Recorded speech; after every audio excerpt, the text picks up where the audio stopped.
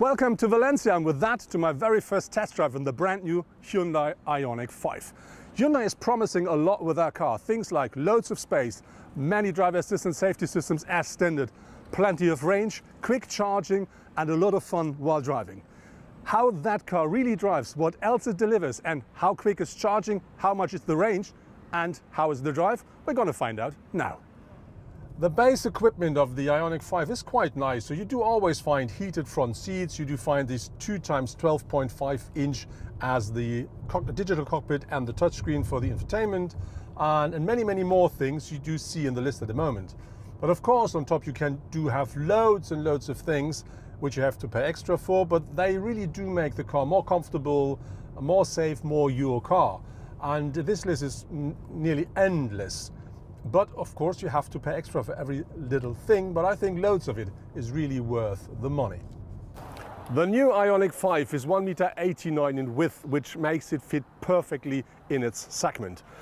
Looking at the shape and design of the car, I would say it's nothing unique, nothing very special, or I would say some kind of simple, but on the other hand, this shape and design is so easy, and combined with all these little details, that really makes that car an absolute eye-catcher. And these details, we're going to have a closer look now in detail. So when you look at the front of the car, that always comes as standard with LED headlamps, but you can have so-called projection LED headlamps as well. That depends on what you want to pay for, or if you use a higher trim level.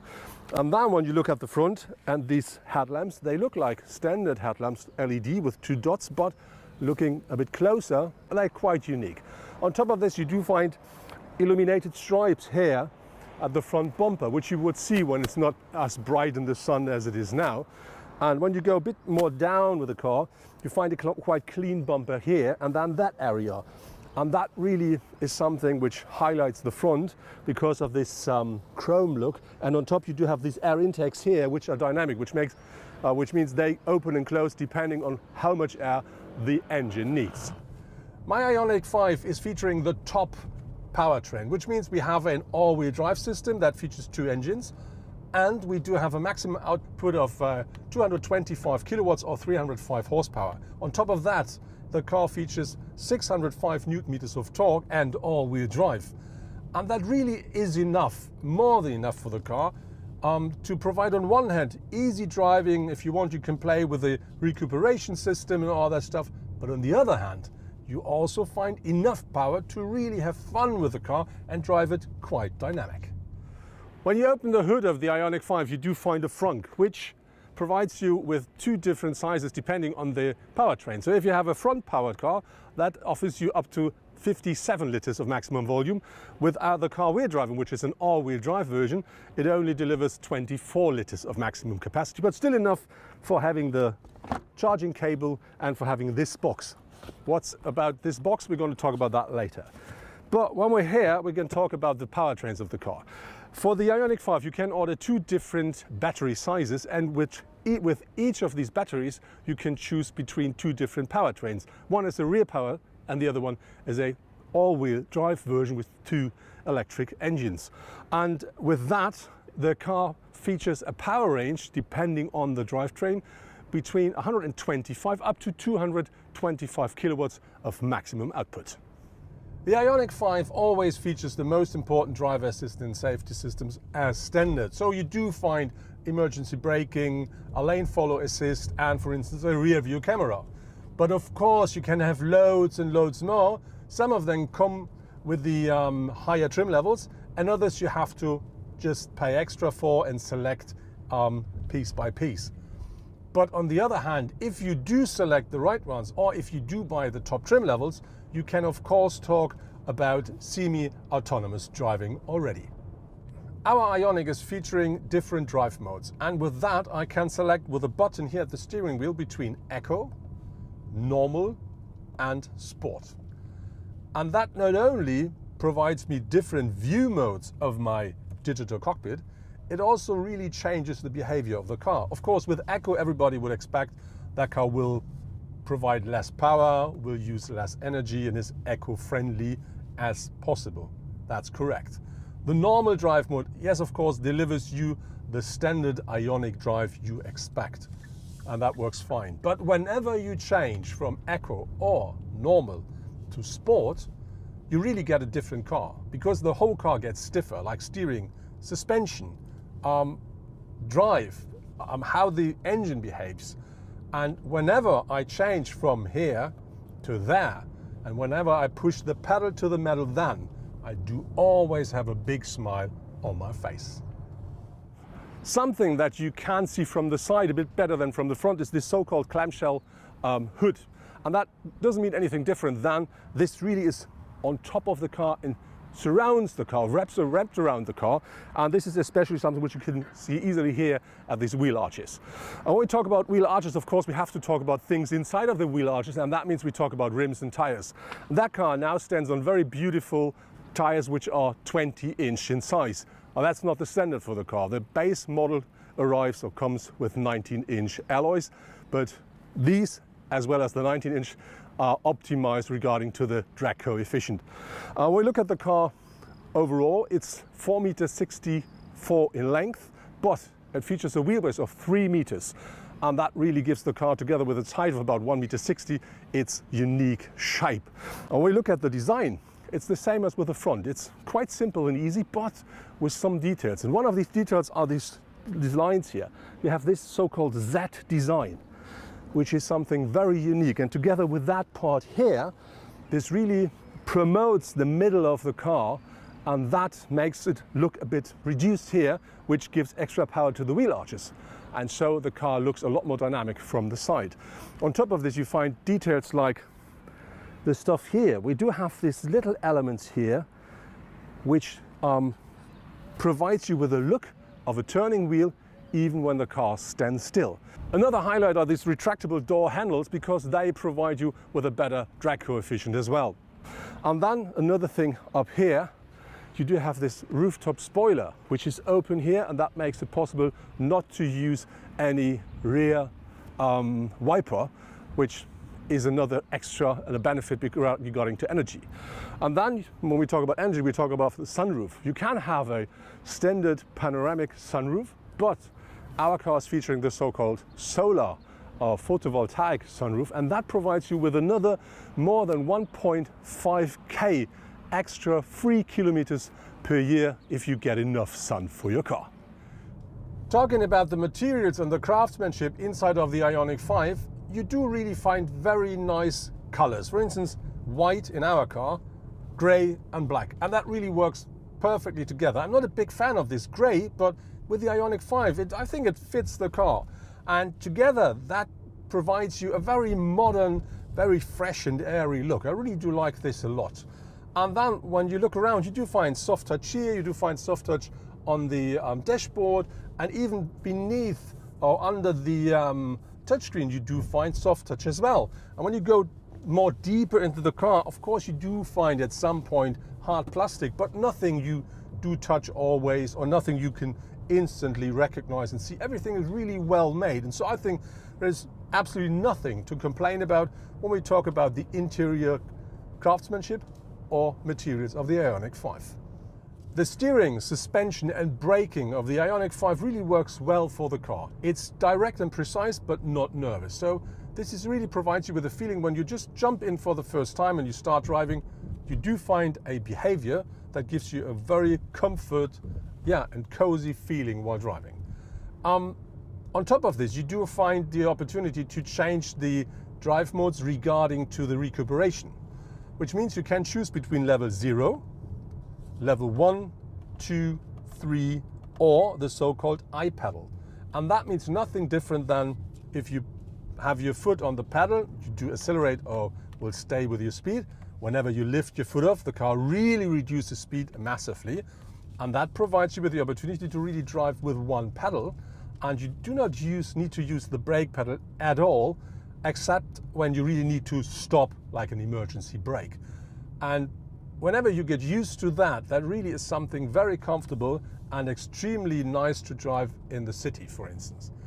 And on top of this, if you say, I don't like it, it's too much for me, you can change it easily, and that then is the behavior then changes from one pedal drive up to something that is very similar to a standard combustion car with an automatic gearbox.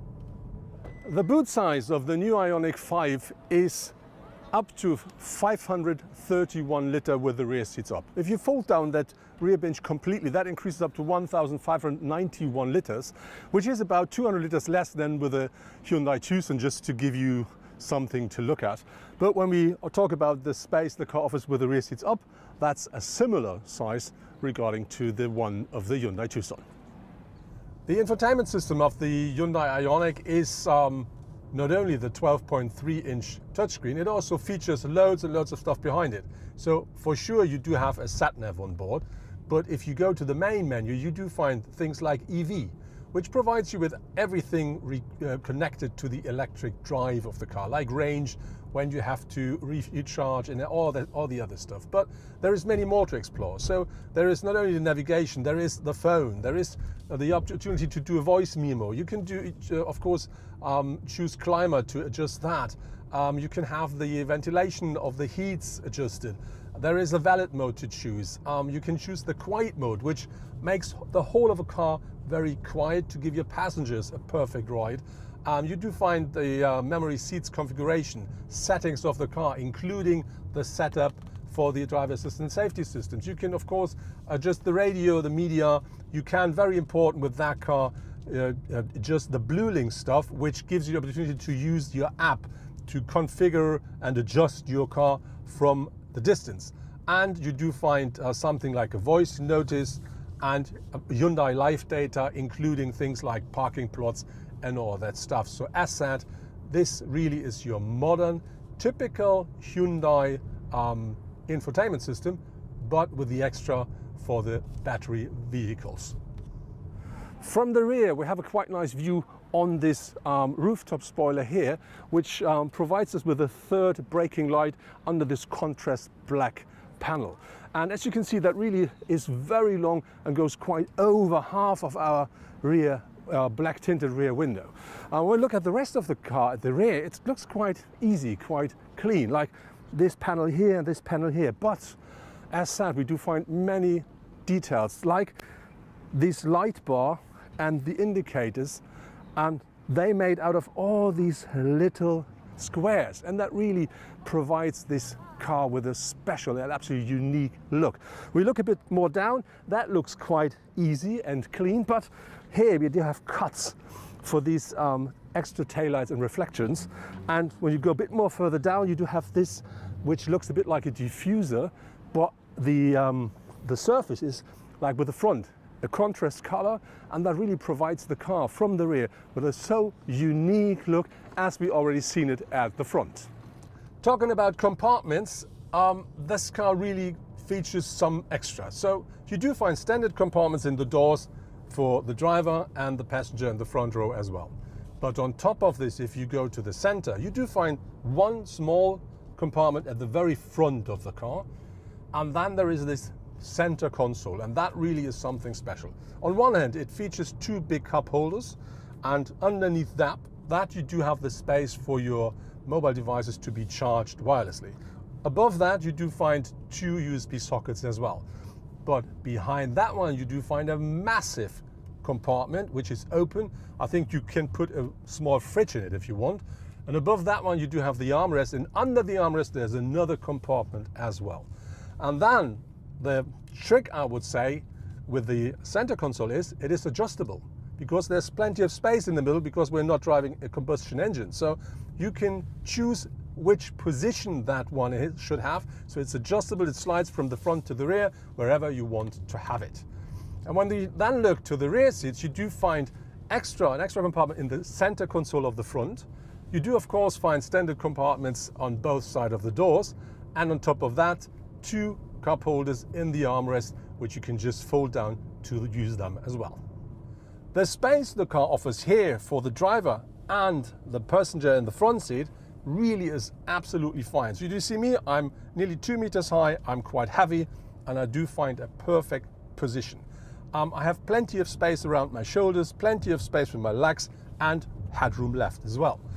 How about the seating behind me? We're going to find out while having a short stop, but before that, I have to tell you the seat the car features is really nice. It's very comfortable, but on top of that, it does feature a load of support as well. And as you can see, the headrest works for a person like me. So really, really nice. And now we're going to stop and see how it is about the space behind me. So this is my short stopover to see if I can sit behind me. I didn't change my seating position. When we open the rear door, you can see massive door which really opens wide, and so that makes entering easy. And wow, I can sit easily upright without touching the sky with my hair. Okay, there is not so much hair, but still fine. And then look in front of my knees, plenty of room. So 10-15 centimeters, that's a lot for such a car. Important to know is, as standard, you can adjust the rear bench. With our car, we do have the extra where you can do that, not mechanically, but electric. Very nice. And this is at the moment at the very end of the adjustment space. But which means I can adjust the boot size, so I can increase the size of my boot even when I sit behind me, just by going a bit more forward without losing all the comfort. And this is really marvelous for this size of a car, because this is still compact. The 125 kilowatt basic version of the Ioniq 5 offers a range of maximum 384 kilometers from a battery with 58 kilowatt hours capacity and costs from 41,900 euros. A Polestar 2 costs nearly the same and delivers a range of up to 440 kilometers from a 64 kilowatt hour battery. The powertrain of the base model has a maximum output of 165 kilowatt, but unlike the Hyundai, the power goes to the front wheels. You can get a Volkswagen ID.4 with rear-wheel drive from around 37,500 euros. Its 52 kilowatt-hour battery, together with the 109 kilowatt powertrain, ensures a maximum range of 346 kilometers. What I really do like with the Ioniq 5 is the new big head-up display that really works perfectly and that features augmented reality. And with that, it provides you with extra information on top of the amount of speed, or the amount of speed you're allowed to drive, or information regarding to driver assistance systems or routing. So you do find some extra arrows on top of it with augmented reality that really provides you with the directions you have to drive, or with the information you need to know in your real world picture. On top of that, you do have this full digital cockpit, which works perfectly. It features different view modes. It's really nice to look at. It's easy to get the data out of it. But for both, if you're as tall as I am, which means nearly 2 meters, if you sit upright in your car while driving, you do have a problem with the head-up display, which means wherever you position it, it is never so that you can see everything on it. So the top is always cut off a bit. And this is the same with this digital cockpit. It works perfectly, as said, but because of the steering wheel, wherever or however I adjust it, always the top is something where I can't see everything.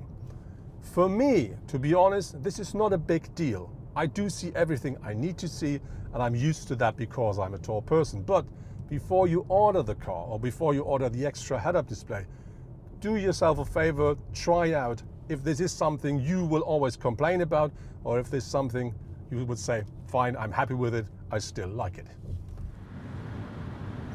This is just one way of opening this lid.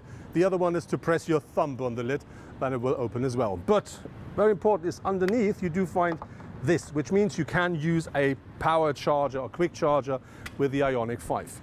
And that car features two different battery sizes. One is the small one is 58 kilowatt hours, and the bigger one, the one we're having, is 72.6 kilowatt hours.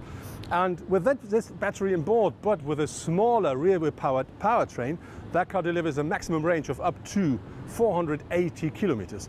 That's not a big number for up-to-date electric vehicles, but another big thing with the Ioniq 5 is that car features the 800-volt charging technology. And with that and a proper charger, you can recharge 100 kilometers of range in only 5 minutes.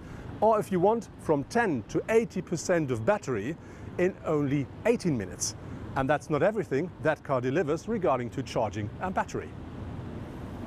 The Ioniq not only has a normal 230-volt socket on the front of the back seat. The adapter from the trunk can also be used to convert the connection for charging the vehicle into a socket. The maximum output that can be delivered is 3.6 kilowatt, which is enough for all devices of daily use. If you tick the right boxes, the Ioniq 5 can provide you partly autonomous driving, which means you do have, like we have, an adaptive cruise control, which really keeps the distance to the guy in front of you. On top of that, we do have traffic sign recognition, and this works together with the speed limit, which means whenever there is a sign that says we change from 100 to 80 or the other way around, the car will adjust the speed to the speed which is allowed. And this is something I really do like a lot, because with that you will not get any speeding tickets anymore. On top of this, we do have a very nice lane follow assist, which really keeps the car in the center of the road for a very long period, easy to handle and quite comfortably. And on top of this, that car features a blind spot system, but that works together with the cameras. And that means whenever I use the indicator, you can see I get an extra picture from the camera at the mirrors, which will here be used to really reduce the blind spot problems. Our car, with the big battery and the all-wheel drive strong powertrain, should take up to 18.8 kilowatt hours per 100 kilometer driven. That's what the data sheet of the car says. Today we drove more than 100 kilometers and we did reset after charging, and as you can see, we still have a number in our display of only 18.6, which is something we did achieve after driving through the city, on the motorway and on the countryside, and I think that's quite a nice number. That was my very first drive in the new Hyundai Ioniq 5. And to make a long story short, I absolutely do like that car, because look at it. It's an absolute pleasure to look at. On top of this, it delivers an enjoyable drive, and the car consumption was as Hyundai promises it. On top of this, we do find very new driver assistance safety systems, a very good infotainment, and a very interesting engine with loads of power. On top of this, the car promises a very good range, and with the 800-volt charging technology, that really is a statement. So I'm really looking forward to see how quick people will order that car, and I'm very interested to have a long distance drive with it to see how much it really takes, or how often you really have to charge on a long trip.